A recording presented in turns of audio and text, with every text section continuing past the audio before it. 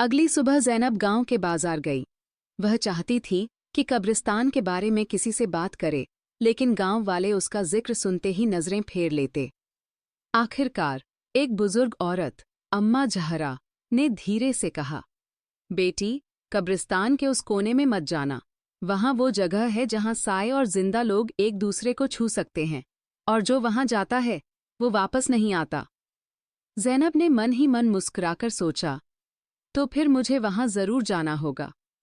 उस रात जब चांद आसमान में बादलों के बीच छिपा हुआ था, ज़ैनब हाथ में लालटेन लेकर कब्रिस्तान की ओर बढ़ी।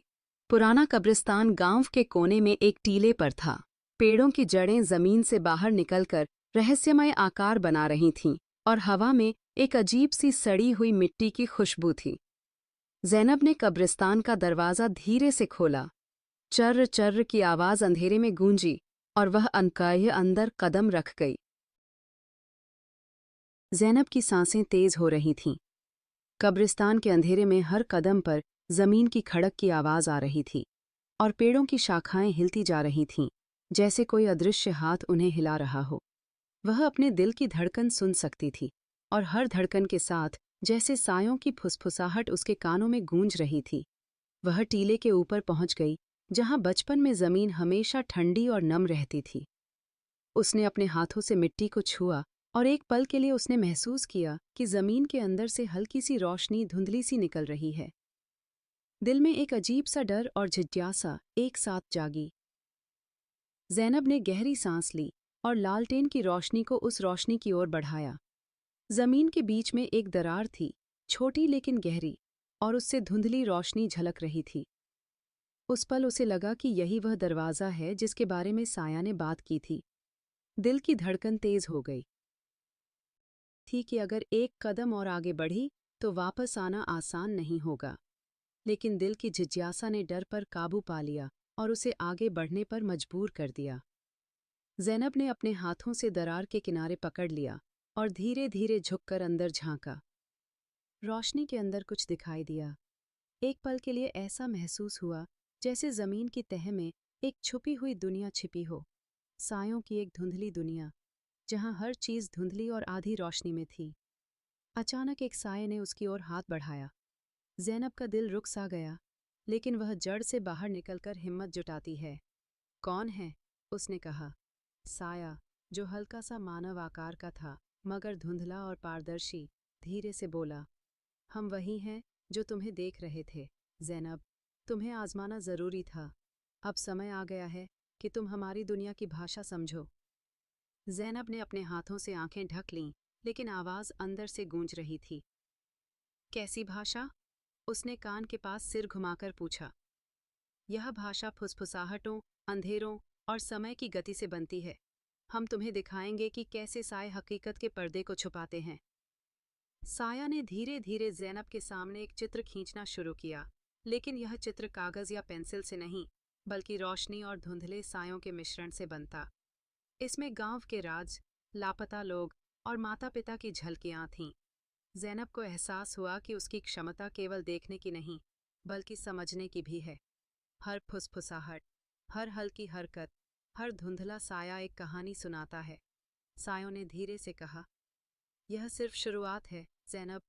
अगर तुम इस रहस्य को समझना चाहती हो, तो तुम्हें पूरी तरह हमारी दुनिया में कदम रखना होगा, और एक बार जब तुम कदम रखोगी, वापस आना आसान नहीं होगा। ज़ैनब ने दिल की हिम्मत जुटाकर सिर हिलाया।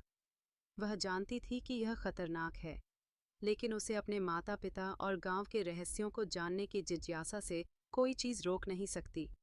वह एक गहरी सांस लेकर जमीन की दरार में कदम रखती है, और उसी पल रोशनी धुंधली से तेज रोशनी में बदल जाती है। ज़ैनब का शरीर जमीन के अंदर धंसने लगता है, और हवा में एक ठंडी लहर दौड़ जाती है।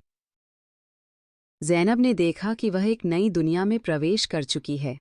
यहाँ सब कुछ धुंधला था, आधा रोशनी में और आधा अंधेरे में। पेड़, पहाड़ और यहाँ तक कि हवा भी किसी जादुई नियम के अनुसार हिल रही थी। साए जमीन से उठकर हवा में तैर रहे थे, और हर हरकत में एक कहानी छिपी हुई थी। यह दुनिया सायों का बसेरा है, एक साये ने कहा, जहाँ समय और यादें बहती हैं, और तुम्हें यहाँ रहना होगा ताकि तुम रहस्य समझ सको। ज़ैनब ने अपने आप को संभाला। उसके दिल में डर और जिज्ञासा का मिश्रित एहसास था। वह जानती थी कि यह यात्रा आसान नहीं होगी, लेकिन उसकी हिम्मत उसे आगे बढ़ने के लिए प्रेरित कर रही थी। ज़ैनब की आंखों के सामने एक धुंधला सा दृश्य फैल गया। उसने कदम बढ़ाया तो ऐसा लगा जैसे वह हवा में तैर रही हो। जमीन मौजूद थी, मगर वह जमीन नहीं थी जिस पर वह अब तक चलती आई थी। यह किसी जादुई सपने जैसा महसूस हो रहा था। हवा में एक अजीब सी खुशबू थी, जैसे बारिश के बाद की गीली मिट्टी की महक और पुराने कागज की गंध मिलकर एक नई महक बना रही हो। आसमान में रोशनी की धाराएं बह रही थीं, मगर वह सूरज की रोशनी नहीं थी। यह रोशनी नरम और ठंडी थी, जैसे चांदनी, लेकिन उसमें एक सुनहरी चमक भी शामिल थी। साए इधर उधर घूम रहे थे, कोई लंबा और पतला, कोई छोटा और गोल, कोई बिल्कुल इंसानी आकार में, मगर सब धुंधले और हवा में झूलते हुए।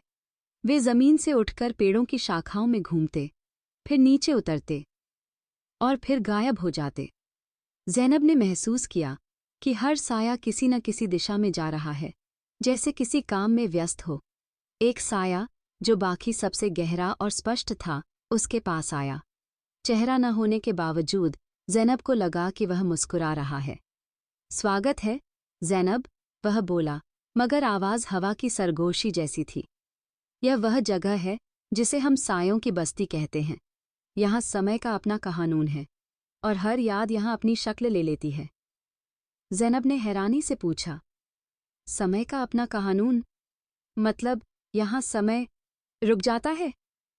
साया हल्के से हंसा, एक ऐसी हंसी जो सुनाई भी देती थी और सिर्फ महसूस भी होती थी। यहाँ समय कभी आगे बढ़ता है, कभी पीछे जाता है, और कभी बस ठहर कर देखता रहता है। तुम्हें यह सब सीखना होगा अगर तुम अपने मकसद तक पहुंचना चाहती हो। ज़ैनब को याद आया कि वह क्यों आई थी, अपने माता पिता का रहस्य जानने के लिए और गांव में हो रही रहस्यमयी घटनाओं का जवाब ढूंढने के लिए। उसने हिम्मत से कहा, मैं सीखना चाहती हूँ, बताओ मुझे क्या करना होगा। साया कुछ पल चुप रहा, फिर बोला, सबसे पहले तुम्हें सायों की भाषा समझनी होगी। यह शब्दों की नहीं, बल्कि हरकतों और खामोशी की भाषा है। अचानक उसके आसपास के सभी साए रुक गए। वे एक गोले की शक्ल में ज़ैनब के चारों ओर इकट्ठा हो गए। हर एक ने अलग हरकत की। कोई जमीन पर लेट गया, कोई आसमान की तरफ लंबा हो गया, कोई घूमकर धुंध में गायब हो गया। ज़ैनब ने ध्यान से देखा तो उसे लगा जैसे ये सब मिलकर कोई वाक्य कह रहे हों। ये शब्द हैं? उसने पूछा। हाँ, साया बोला, ये कह रहे हैं कि तुम्हारी परीक्षा शुरू हो चुकी है। ज़ैनब का दिल जोर से धड़कने लगा। परीक्षा? तुम्हें यादों की नदी पार करनी होगी, साया बोला। वहां तुम अपनी सबसे पुरानी याद, सबसे बड़ा डर और सबसे गहरी इच्छा देखोगी। लेकिन याद रखना, अगर तुम उनमें खो गई तो हमेशा के लिए वहीं रह जाओगी। ज़ैनब ने सिर हिलाया। वह जानती थी कि पीछे हटने का सवाल ही पैदा नहीं होता। वह साया उसे बस्ती के बीच से ले जाकर एक चौड़े दरिया के किनारे ले आया। वहां पानी नहीं था। उसकी जगह एक चमकती हुई धुंध बह रही थी, और धुंध के अंदर जैसे दृश्य बदलते जा रहे थे। कभी वह अपना बचपन देखती, कभी गांव की पुरानी गलियां, कभी माता पिता के साथ बिताए पल, और कभी वह रहस्यमयी रात जब उसने पहली बार साए को देखा था। याद रखो, साया बोला, यह नदी तुम्हें अपने साथ बहा ले जाना चाहेगी। तुम्हें खुद को काबू में रखना होगा। ज़ैनब ने कदम बढ़ाया, और जैसे ही उसका पैर धुंध में डूबा, पल भर में वह अपने पुराने घर के आंगन में खड़ी थी। उसकी माँ रसोई में हंस रही थी और पिता आंगन में लकड़ियां काट रहे थे। वह इस दृश्य में खो गई। आंखों में आंसू आ गए। लेकिन उसी पल एक और साया पास आया और हवा में गूंजा, यह तुम्हारा अतीत है, हकीकत नहीं। अगर तुम यहीं रुक गई तो वापस नहीं जा सकोगी। ज़ैनब ने गहरी सांस ली, आंखें बंद कीं और जोर से एक कदम आगे बढ़ाया। दृश्य टूट गया और वह फिर नदी के बीच खड़ी थी। धुंध तेज होने लगी। अब उसने अपना डर देखा। कब्रिस्तान की वह रात जब उसने पहली बार साए को देखा था और जमीन में से एक हाथ निकलता महसूस किया था। दिल में डर की लहर दौड़ गई, लेकिन उसने तय किया कि इस बार वह पीछे नहीं हटेगी। उसने सीधे उस दृश्य के पार कदम रखा। आखिर में उसने अपनी सबसे बड़ी इच्छा देखी, एक चमकती हुई बस्ती जहां हर रहस्य खुल चुका था और उसके माता पिता मुस्कुराकर उसका हाथ थामे हुए थे। उस इच्छा का आकर्षण बहुत गहरा था, लेकिन ज़ैनब जानती थी कि यह अब भी हकीकत नहीं है। उसने अपनी मुट्ठी भींची और आखिरी कदम आगे बढ़ाया। धुंध अचानक खत्म हो गई। वह नदी के दूसरे किनारे खड़ी थी। साया उसके सामने आया और बोला, तुमने पहला इम्तिहान पास कर लिया है ज़ैनब, अब तुम हमारी भाषा सुन सकती हो। ज़ैनब ने चारों तरफ देखा। अब हर साया जैसे उससे बातें कर रहा था और वह उनकी सरगोशियां समझ सकती थी। यह एक नई दुनिया का दरवाज़ा खुलने जैसा था। जैसे ही ज़ैनब नदी पार करके बस्ती में लौटी, हवा में सरगोशियों का शोर बढ़ गया। अब हर साया उससे बात कर रहा था, लेकिन सबकी आवाज़ें एक दूसरे में घुल मिल रही थीं। अचानक सारे साए चुप हो गए। एक पतला सा साया आगे बढ़ा, जिसकी आकृति हवा में कांपती हुई रोशनी से बनी थी।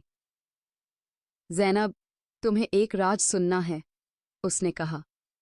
तुम्हारे गांव के नीचे एक दूसरी बस्ती छुपी है। वहां कभी रोशनी नहीं पहुंची। ज़ैनब का दिल तेजी से धड़कने लगा। ये बस्ती किसकी है? साया धीरे से बोला, वो बस्ती तुम्हारे माता पिता की अमानत है, और यही वजह है कि वो गायब हुए। ज़ैनब कुछ कहना चाहती थी, मगर बाकी साए हिलने लगे, जैसे किसी ने उन्हें खतरे का एहसास करा दिया हो। समय कम है, साया बोला। अगर तुमने उस बस्ती का दरवाज़ा ढूंढ लिया तो सारे राज खुल जाएंगे। लेकिन याद रखो, रोशनी तुम्हारी दुश्मन है। फिर साए हवा में विलीन हो गए। ज़ैनब अकेली खड़ी रह गई, मगर उसकी आंखों में एक नई चमक थी। अब उसे पता था कि अगला कदम कहाँ रखना है।